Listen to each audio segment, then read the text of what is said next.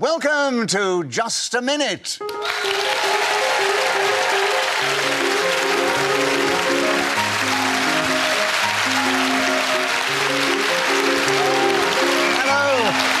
name is Parsons, and as the minute walks fades away, it's my great pleasure to welcome you to this special edition of Just a Minute from BBC Television Centre.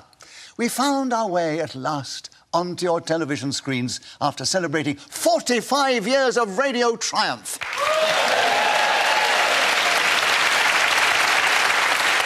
So, without further ado, please welcome to the show four fabulous, talented performers. And they are seated on my right, Paul Merton and Tony Hawks, and seated on my left, Liza Tarbuck and Gyles Brandreth. Please welcome all four of them. Yes. The players will try to speak for just a minute on a subject that I give them, and they must try and do that without hesitation, repetition, or deviation. The other three panellists can challenge at any time, and if I uphold that challenge, they gain a point and take over the subject. If not, the person speaking gains a point and continues with the subject. And by the way, they can repeat the subject on the card. Gyles, would you take the first subject? Pardon my French. Will you tell us something about that subject in this game, starting now? Bonsoir Nicolas et tout le monde qui est ici ce soir. Je suis vraiment honoré d'être avec vous et je veux essayer de parler pour 1 minute dans la langue française. Pas nécessairement très facile à faire, mais je vais, sans hésitation ni déviation, je vais essayer de faire ça. Et messieurs, dames... Tony, you've challenged. Repetition of they.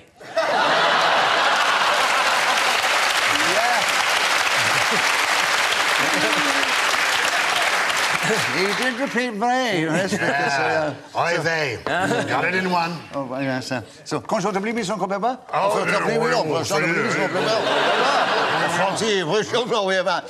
hope you understood that. Now, pardon my French. That is, Tony, you had a correct challenge there, and so you take over the subject. There are 39 seconds still available. Pardon my French, starting now. Ce n'est pas seulement Gyles qui peut parler français. Je peux le faire aussi si je veux. But people tend to say, pardon my French, when they're swearing or don't want to be seen to be very rude. It doesn't bother our host. People would be interested to know... Gyles of challenge. Repetition of people. Correct challenge, repetition of people. You take over the subject, you take it back. Pardon my French, with you, Gyles. 22 seconds, starting now. The person who most needs to pardon my French is an old teacher, because I was a pupil at the Lycée Français de Londres, where the masters and mistresses, I use the word advisedly, were all of a Francophile disposition, and many of them were, in fact, nationals of that particular country.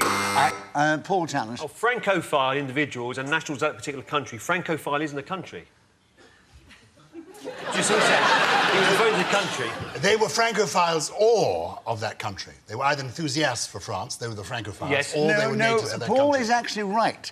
You have a correct challenge. You get a point for that, of course. 7 seconds still available, and your time starts now. I did metal work.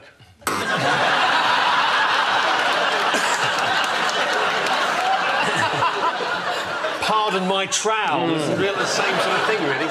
I've got no idea what this round's been about at all. No.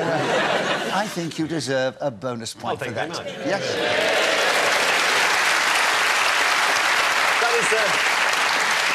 That's the first time I've had my ignorance clapped. It wasn't ignorance, it was your wit. Oh, yes, indeed. Yes. Absolutely. And, Tony, you challenged first. Yes, but we count that as a hesitation if you stop. You count that as hesitation, Or Tony. un moment. Is that French? A bit Spanish. Bit Spanish, oh well. A correct challenge, yes. so you have another point, and you have 6 seconds still available. Pardon my French, starting now. I have never had to pardon my French kissing. It is of an extraordinarily high calibre. I disagree, it's rubbish.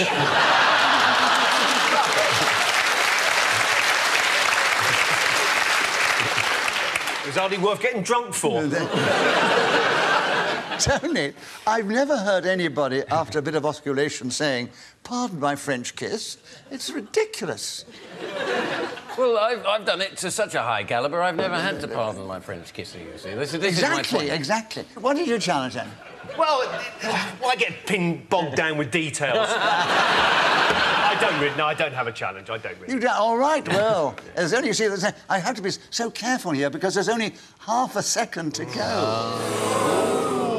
So, Tony, you have half a second, pardon my French, starting now. Sur le pont d'Avignon, non...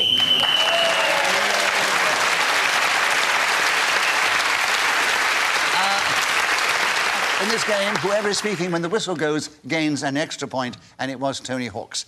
And you won't be surprised to know that he's in the lead at the end of the first round. Liza, we'd like you to begin the next round. Lovely. The subject is man's best friend.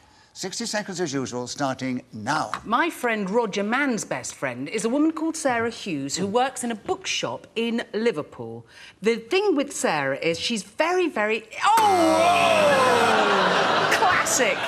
Oh, the classic problem in Just a Minute. And Paul, you picked it up first. Repetition of Sarah. You said that as well. I ignored very well, but you did say Sarah twice. Yeah, that's very clever of you, yes. So it's, Galloped. and you've got 50 seconds. You tell us something about man's best friend, starting now. Man's best friend is undoubtedly Colin Watson. He lives in Rotherham, and any time a man is in trouble, they go to him and they say, "My dear friend, get me out of this particular hole I find myself in now." They often say that dogs are man's best friend, but I don't really know if that's the case. My best friend wouldn't get up to some of the things that those creatures do. Have you seen canines walking through the park? They have the most extraordinary lifestyle. People clean up after them, which is lovely. But whether that qualifies them as man's best friend, I don't know. How about man's best friend being the giraffe?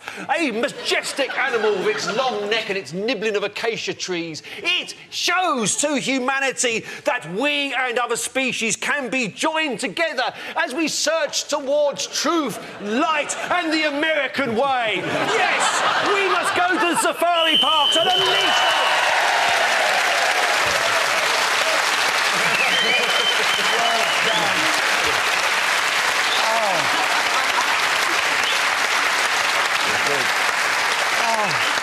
Sorry, it's just something I feel passionate about. Well, that passion, speech of absolute rubbish was delightful. You kept going till the whistle went, gained that extra point on man's best friend, and you're still in second place, but it doesn't matter. You're only 1 point behind our leader, Tony Hawk's. Paul, we'd like you to begin the next round. I don't know what you're going to do with this. When I worked as a meteorologist... After man's best friend, tell us something about that one in this game, starting now. When I worked as a meteorologist, my workmates didn't like me. They were a bit of a shower. In fact, I used to... Well, you've grown enough and he's been given the subject. And they used to rain on my parade. I say no. Sometimes there were scattered spells of interest, but they didn't last very long. I could never work out the difference between the various clouds. There's nimbus and the other ones. And that's where I got confused, because when I was delivering the weather forecast after the 6 o'clock news, a nation I could see... Gyles challenge. Always delivered just before the 6 o'clock news. Well, the Deviation in terms of the radio times. I mean, I've checked. But also, it is delivered later at night, isn't it? After the 10 o'clock After the 6 o'clock news implies immediately after the 6 o'clock news. Surely the really relevant point is it's never presented by Paul Merton. Well, because I didn't get on with them, because I had these rain-based puns that nobody likes. I'm going to give you the benefit of the doubt. Yeah. Sweet of you. And if I can address the balance sometime later, Paul, I will give you the benefit. Right now, Gyles has got it. He has a subject. When I worked as a meteorologist, and there are 33 seconds available, starting now. When I worked as a meteorologist, it was always the first day of spring, because... Paul challenge. Get yourself a new calendar. Every day was the first day of spring. You'd be thrown out, you're coming out with that rubbish. Hello, it's the first day of spring again. No, I tell you... Go on, let's redress the balance. Absolutely. You've taken the very words out of my mouth. Have I? Yes, we are. I think it's because, I mean, he was using it... you're right. Metaphorically speaking. It was, absolutely. You were using it metaphorically. It's like saying after the 6 o'clock news, isn't it? So you have the benefit of the doubt. Yes. And you have, when I worked as a meteorologist, and you've now got another point. Oh, they're all equal in the lead. Gyles, Brandreth, Tony Hawk's and Paul Merton. And 28 seconds available still, Paul, starting now. I was aware of a persistent cold front that led all the way up to Christmas. My work colleagues were Lisa, you said chance. work before in the first did, batch. you're absolutely Yes, right. you did, yes, right. So, Lisa, you got in on this subject now. When I worked as a meteorologist, you have 21 seconds if you want them starting now. I was in charge of the shipping forecast, and my favourite area was German Bight, which is adjacent to Dogger, you'll understand. The news there was we joined the meteorology office in 1920 or thereabouts after the First World War, and I had to go down and check the mines. Tony, a challenge. Mines? No, She's not that old, surely. I am. Really? Nipped and tucked. Oh, right. Well, it's one way of saying it. Really, yeah. No, Lisa, looking at you, I cannot believe that you were there right back at the beginning. So, Tony, correct challenge. And you've got him with 4 seconds to go. 4 seconds. And you start now. When I worked as a meteorologist, I did a lot of French kissing, and very popular I was too in the department. I would go through what...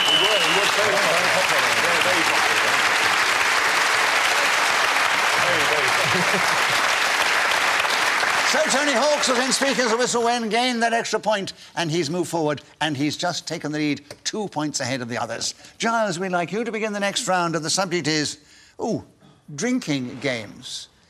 Tell us something about that in this game, starting now. Recently, I happened to be staying for the weekend at Highgrove. This is where Prince Charles lives with his second wife. And Camilla was not actually anywhere to be seen. Tony's challenge. Well, he did an which we count as a hesitation. He went and Did I? Yeah, yeah, and besides, my story I was overawed by the glory of my story. I do apologise. I thought the audience went, Yeah, I think so. I think they were going, oh. No. Some of them were getting down on their knees, I noticed. It was rather terrible. They're trying to crawl out without being spotted. Tony, another point, 52 seconds, drinking games, starting now. Every 4 years there are Olympic Games, but London... Hesitation, that's Hesitation, Definitely. A complete full stop.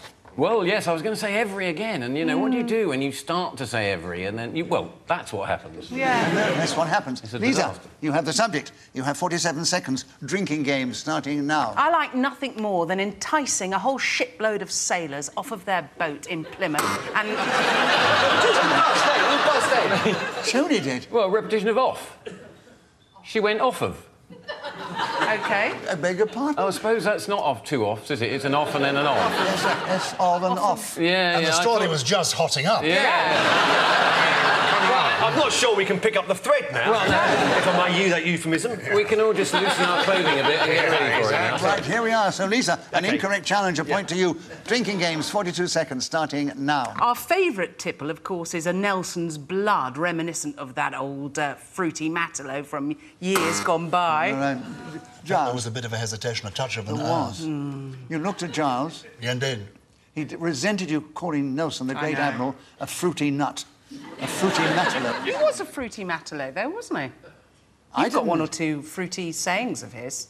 I have. You've been regaling us in... That was Napoleon. Oh, was it? Yeah, Napoleon. I'm of an age. Right, so, Giles, a correct challenge. 36 seconds What are is the subject available. Drinking games starting Sailors. now. Yeah, we were... Hesitation. Clearest case of hesitation I think we've ever had. Very clear hesitation. You could have made a ham sandwich in that. That pause, you could have made a ham sandwich. I think, to be fair to Giles, Yeah. he didn't realise we were about to start. No, I was giving... Yeah, thank you, sir. Thank you, thank you. I'm now poised. You're not So, poised. I'm Giles, now well, I say I'm poised. I mean, that's for you to judge. But I mean, I'm ready. So, Giles, Yeah.